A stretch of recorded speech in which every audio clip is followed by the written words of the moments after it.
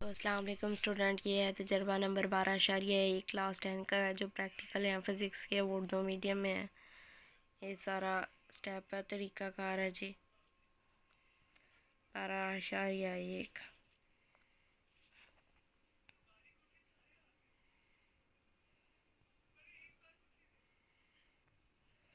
इसके डायग्राम हमने ये वाली बनानी है। ये ना दरअसल इसके स्टेप्स यहाँ पे ही ख़त्म नहीं होते बल्कि यहाँ पे भी इसके स्टेप्स हैं। ठीक है जी। ये वो डायग्राम आप जो लोग इसकी देख चुके हैं। ये ऑब्जर्वेशन है, मुशाहदा और नतीजा। ये है जी।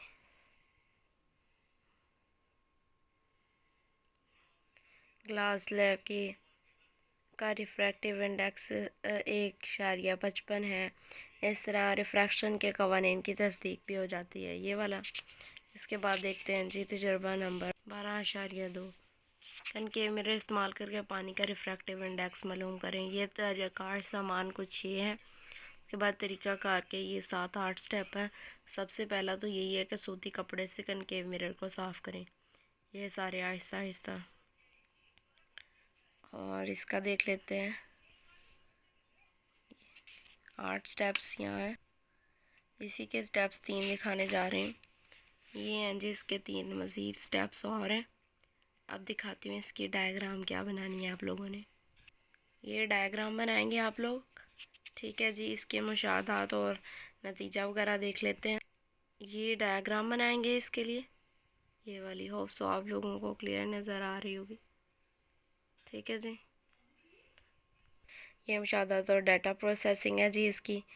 ये कुछ ऐसे मुशाहदा नंबर, फिर अंदाज़े फोकल लेंथ, अंदाज़न सोया मिरर के दरमियान फासला। ये मुशाहदात और डाटा प्रोसेसिंग है जी। मुशाहदा नंबर 1, 2, 3 ये सारे इनके नाम वगैरह हैं आगे। उसके बाद n बराबर 1.33 यानी औसत रिफ्रैक्टिव इंडेक्स हमारे पास आ गई। नतीजा क्या निकला? नतीजा है जी पानी का रिफ्रैक्टिव इंडेक्स 1.33 होता है। तजर्बा नंबर 12.3 है नीम दायरवी ग्लास स्लैब पर या प्रिज्म और लाइट रे बॉक्स इस्तेमाल करके शीशे का क्रिटिकल एंगल मालूम करें। ये इसका दरकार सामान है। ठीक है जी। तरीक़ाकार में स्टेप्स देख लेते हैं। पहले थंबनेलों की मदद से कागज़ की ड्राइंग, ये ना काफ़ी इम्पोर्टेंट है ये वाला। ये इसके बाकी जो स्टेप्स हैं अगर कुछ आप लोगों को समझ नहीं आ रही तो आप कमेंट में ही बता सकते हैं। ये 7 स्टेप यहाँ हैं। लास्ट स्टेप ये है जी, इस स्लैब को लगाए गए दायरे में दोबारा इस तरह रखें। अब इसके 12 स्टेप हैं। बाकी स्टेप्स देखने जा रहे हैं। बाकी स्टेप्स हैं जी ये वाले। ये यहाँ से अब स्लैब को हम दायरे के अंदर रखते हुए आहिस्ता आहिस्ता घुमाएं। रिफ्रैक्टिव ये सारा नोमा, ये बाकी ये 3 के 3 तीनों लिखे हुए हैं। ठीक है। अब देखते हैं कि डायग्राम कितनी बनानी है। इसमें ऑलमोस्ट 4 डायग्राम बनाएंगे। पहले हम 3 दिखाते हैं 3 कौन सी बनानी है एक एक करके। पहली डायग्राम आप ये बनाएंगे, दूसरी ये, तीसरी ये। 3 डायग्राम ये बनाने के बाद हम चौथी डायग्राम जो बनाएंगे ना, ये 3 बन गए इस तरह। चौथी डायग्राम हमारे पास ये आएगी। इसके बाद मुशाहदात और डाटा प्रोसेसिंग लिखेंगे ये, और ये सी आ गया जी। ये क्या है? सी ग्लास स्लेब का औसत क्रिटिकल एंगल है 42 डिग्री आ गया। नतीजा ग्लास का क्रिटिकल एंगल 42 डिग्री होता है। तजर्बा नंबर 12.4 है ग्लास प्रिज्म में से रोशनी की शुआ का रास्ता दरियाफ्त करें और ज़ाविया इन्हराफ की पैमाइश करें। दरकार सामान ये होगा। तरीक़ाकार देख लेते हैं स्टेप बाय स्टेप। ये सारे स्टेप्स लिखे हुए हैं। 10 स्टेप यहाँ हैं। बाकी काफ़ी ज़्यादा मतलब लंबे लंबे स्टेप्स हैं। कुछ स्टेप्स अगले पेज पे दिए गए हैं। ये सारा और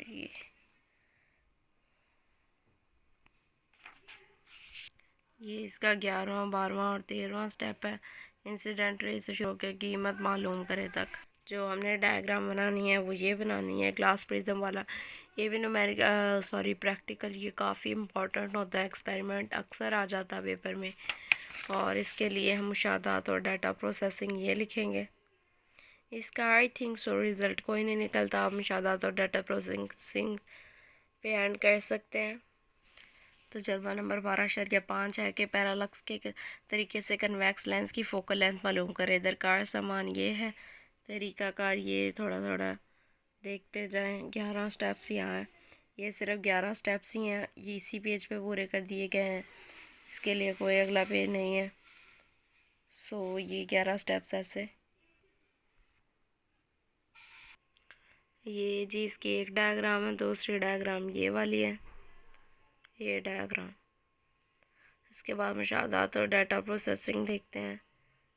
ये इसका जी मुशाहदात है और डाटा प्रोसेसिंग है जी। मुशाहदा नंबर 1 2 3 पोजीशंस, फासले, फोकल लेंथ और ये औसत फोकल लेंथ। नतीजा कन्वेक्स लेंस की फोकल 10.5 सेंटीमीटर है जी। ये था तजर्बा नंबर 12.5। आप तजर्बा नंबर 12.1 का ए करते हैं। एक माइक्रोस्कोप तरतीब दें, ये दरकार सामान है उसके लिए। ये बाकी उसके स्टेप्स हैं, ये सारे 9 स्टेप्स हैं। ना इम्पॉर्टेंट नहीं है लेकिन आप लोगों ने लाजमी करना है ये वाला भी। चलें जी, ये 9 स्टेप्स हो गए, ये 9 स्टेप्स हो गए। अब जी देखते हैं रे डायग्राम, आई पीस ऑब्जेक्ट, ये इसकी डायग्राम बनाएंगे। 2 डायग्राम्स बनाएंगे, एक ये और दूसरी ये। ऑब्जेक्टिव लेंस की फोकल लेंथ और आई पीस की फोकल लेंथ ये क्या आएगी, एफ़ और एफ़ ई, ये भी हम देखते हैं, मैं आपको बताती हूँ अभी। बहरहाल अभी मुझे मिल नहीं रहे, मैं आपको किसी और वीडियो में शेयर कर दूँगी। नतीजा है माइक्रोस्कोप से छोटी अशिया को बड़ा और वाज़िया करके दिखाया जाता है। अब 12.6 का ए हो गया बी, ये है जी बी। तजर्बा 12.1 टेलीस्कोप तरतीब दें, दरकार सामान हमारे पास ये है। तरीक़ाकार पे आ जाएं, ये सारे स्टेप्स हैं इसके, ये सारे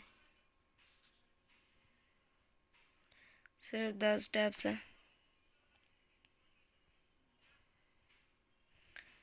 ये जी वो डायग्राम जो हम बनाएंगे, ये पहली डायग्राम है,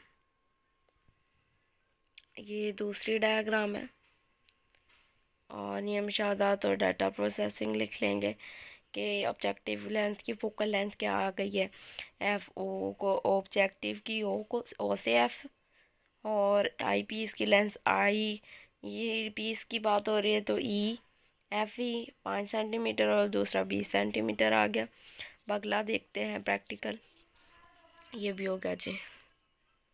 ये तजर्बा नंबर 14.1 ओहम के कानून की तस्दीक करें तार को बतौर कंडक्टर इस्तेमाल करके। दरकार सामान हमारे पास ये है। तरीक़ाकार आप देख रहे हैं कि सर्किट डायग्राम बनाया जैसा कि शक्ल ए में दिखाया गया। ये सारे स्टेप्स हैं इसके, कोई 9 स्टेप हैं, 9 के 9 देख लीजिएगा एक बार। थोड़ा पॉज कर देती हूँ ताकि करीब से क्लियर नज़र आ जाए। ये लेंस फिर बाद देखते हैं जिसकी डायग्राम क्या, ये भी काफ़ी इम्पॉर्टेंट है। ये इसकी डायग्राम आ गई, वोल्ट मीटर, ये नाइक्रोम वायर, ये सारा पावर सप्लाई रेजिस्टेंट की, और ये आ गया जी मुशाहदात और डाटा प्रोसेसिंग। इसके ये 5 स्टेप्स हैं। रेजिस्टेंस यानी औसत रेजिस्टेंस क्या निकली है 2, और ग्राफ में हमने लिखना है वी और आई के दरमियान ग्राफ खींचें। तो जब साबित हुआ कि कंडक्टर से गुजरने वाला करंट आई इसकी तरफ में मौजूद पोटेंशियल डिफरेंस के डायरेक्टली प्रोपोर्शनल होता है, बशर्त ये कि इसका टेम्परेचर और तबाही हालत में तब्दीली ना हो। ये था हमारा तजर्बा नंबर 14.1। ये सारा तजर्बा नंबर 14.2 सीरीज सर्किट में रेजिस्टेंस का मुशाहदा करें। दरकार सामान ये है। उसके बाद तरीक़ाकार शक्ल के मुताबिक ये 9 स्टेप्स हैं इसके। ये लीजिए जी, क्लियर करके देख लीजिए। ये यहाँ तक ही स्टेप्स हैं बस। और देखते हैं अब इसकी डायग्राम कौन सी बनानी है। ये हम डायग्राम बनाएंगे सारी, वोल्ट मीटर, पावर सप्लाई की, एम मीटर, ये सारे। मुशाहदात और डाटा प्रोसेसिंग की तरफ आएँ तो ये मुशाहदात और डाटा प्रोसेसिंग लिखेंगे कि जी मुशाहदा नंबर 1, 2, 3, ये क्या क्या आएंगे, ये सारा। इसका नतीजा नहीं लिखना जी, क्योंकि ये डाटा प्रोसेसिंग या मुशाहदात पे एंड कर जाता है। ये था जी 14.2। अब अगला देखते हैं, अगला कौन सा है। सॉरी मैं देख नहीं सकी। ये 9 के बाद ना, 14.2 के ही 9 के बाद ये थोड़े से शुरू हो जाते हैं 10, 11, 12, 13। ये 3 स्टेप्स भी रहते हैं अभी, ठीक है जी। ये लिखेंगे। उसके बाद दूसरी एक और डायग्राम मज़ीद इसी वाले में बनाएंगे, ये वाली डायग्राम हम बनाएंगे, ठीक है। और मुशाहदात और डाटा प्रोसेसिंग के लिए फिर से एक और टेबल बनाएंगे। उस टेबल में ये होगा। फिर हम लिखेंगे नतीजा। नतीजा है इसका, नतीजा जी बैटरी का वोल्टेज तमाम रेजिस्टेंस तकसीम हो जाता है। हर रेजिस्टेंस में गुजरने वाला करंट बैटरी की करंट के बराबर होता है। और the third one is that के सीरीज़ कॉम्बिनेशन में सर्किट की इक्विवेलेंट रेजिस्टेंस ज़्यादा हो जाती है। एक्सपेरिमेंट नंबर 14.3 है। पैरेलल सर्किट में रेजिस्टेंस का मुशाहदा मालूम करें।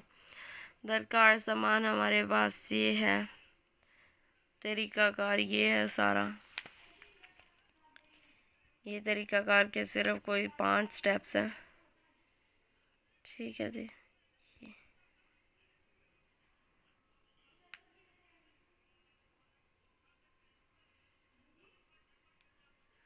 देखते हैं डायग्राम कौन सी बनानी है। डायग्राम ये बनानी है। माजरत, ये 5 स्टेप्स, ये डायग्राम अभी ना बनाए। ये 5 स्टेप्स के बाद हमारे पास जी आ जाते हैं ये वाले मज़ीद 3 स्टेप्स आते हैं, ये वाले। इसमें एक डायग्राम होगी, लेकिन 2 वो बनाएंगे हम, ब्लॉक बनाएंगे। और नतीजा भी 3 स्टेप्स पे मुश्तमिल होगा। ये हम जी डायग्राम बनाएंगे ये वाली। उसके बाद ये मुशाहदात और डाटा प्रोसेसिंग का जो ग्राफ नंबर या प्लॉटिंग डाटा नंबर 1 ये है। दूसरा देख लेते हैं कौन सा है। दूसरा स्टेप देखते, ओ सॉरी, ये है जी, ये दूसरा है, ये सारा। इसके बाद नतीजा ये है कि पैरेलक्स कॉम्बिनेशन में तमाम रेजिस्टेंस में वोल्टेज बैटरी के बराबर होता है। इस कॉम्बिनेशन में बैटरी का करंट तकसीम हो जाता है। पैरेलल कॉम्बिनेशन में इक्विवेलेंट रेजिस्टेंस आर ई कम हो जाती है, ठीक है जी। अब सो आप सबको समझ लग गई हो। जिसको समझ ना लगी हो कमेंट सेक्शन में पूछ सकता है। तजर्बा नंबर 14.4 है। दरकार ज़मान की ये है हमारे पास तरीक़ाकार। ये छोटे छोटे स्टेप्स हैं इसके, 6-7 हैं, 6-7 स्टेप्स हैं जी, बस यही है। इसके बाद हम देख लेते हैं डायग्राम कौन कौन सी बनानी है। एक तो ये डायग्राम बनानी है, ठीक है। इसी के नीचे एक ये डायग्राम बनानी है, ये वाले। मुशाहदात और डाटा प्रोसेसिंग की तरफ चलते हैं। तो ये मुशाहदात और डाटा प्रोसेसिंग में ये कि मुशाहदा नंबर बड़ी रेजिस्टेंस, ये सारा ये लिखेंगे। गैल्वेनोमीटर की रेजिस्टेंस की औसत कीमत बराबर है 92 और ये ओहम। नतीजा है जी गैल्वेनोमीटर की रेजिस्टेंस शंट रेजिस्टेंस के बराबर होगी।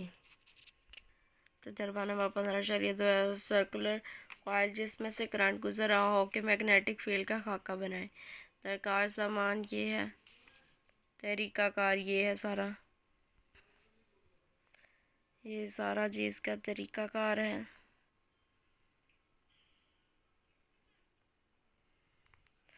नौ स्टेप्स यहाँ आ गए। 10वां स्टेप यहाँ से शुरू करें कि मैग्नेटिक की सुई के सिरों के पास नकात लगाकर मैग्नेटिक कंपास को आगे बढ़ाते हुए मैग्नेटिक फोर्स की लाइन खींचें। 13वें तक के लगाए गए नकात को फ्री हैंड से मिलाएं और तीर के निशानात से जाहिर करें। इसकी डायग्राम देख लेते हैं कौन कौन सी बनानी है। एक डायग्राम ये बनाएंगे, ठीक है जी, और दूसरी देख लेते हैं कौन सी है। दूसरी हम डायग्राम ये बनाएंगे।